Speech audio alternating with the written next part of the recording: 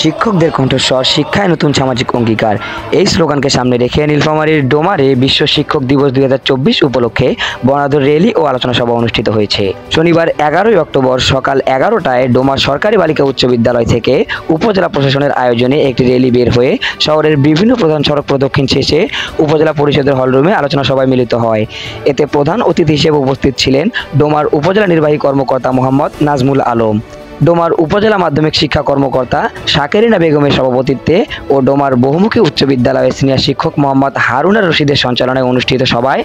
উপজেলা academic supervisor Mohammad Shafiul Islam, Domar Islamia Fazil degree মাদ্রাসার অধ্যক্ষ মাওলানা মোহাম্মদ শামসুদ্দিন হুসাইনি সুফি, ডোমার বহুমুখী উচ্চ বিদ্যালয়ের ভারপ্রাপ্ত প্রধান শিক্ষক মোহাম্মদ রুহুল আমিন, বাগডোগরা নিমসখানা স্কুল অ্যান্ড কলেজের সহকারী প্রধান শিক্ষক মোহাম্মদ রইসুল আলম, মির্জাগঞ্জ বহুমুখী উচ্চ বিদ্যালয়ের প্রধান শিক্ষক ASM আব্দুল কাদের, দক্ষিণ মটকপুর উচ্চ বিদ্যালয়ের সিনিয়র শিক্ষক তাপস অধিকারী, ডোমার বালিকা বিদ্যানিকেতনের প্রধান শিক্ষক মোহাম্মদ ওমর ফারুক, ডোমার বহুমুখী উচ্চ বিদ্যালয়ের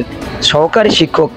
মেহরুন আক্তার পলিন প্রমুখ সহ বিভিন্ন বিদ্যালয়ের শিক্ষক শিক্ষিকাবৃন্দ উপস্থিত ছিলেন। আলোচনা সভায় শিক্ষকদের সম্মান অক্ষুণ্ণ রাখা ও সুরক্ষায় বিভিন্ন দাবি তুলে ধরা হয়। এছাড়াও তাদের কর্মক্ষেত্রে বেসরকারি শিক্ষা প্রতিষ্ঠানগুলোকে জাতীয়করণ সহ জাতীয় শিক্ষা সংস্কার কমিশন গঠনের তাগিদ দেন শিক্ষকরা।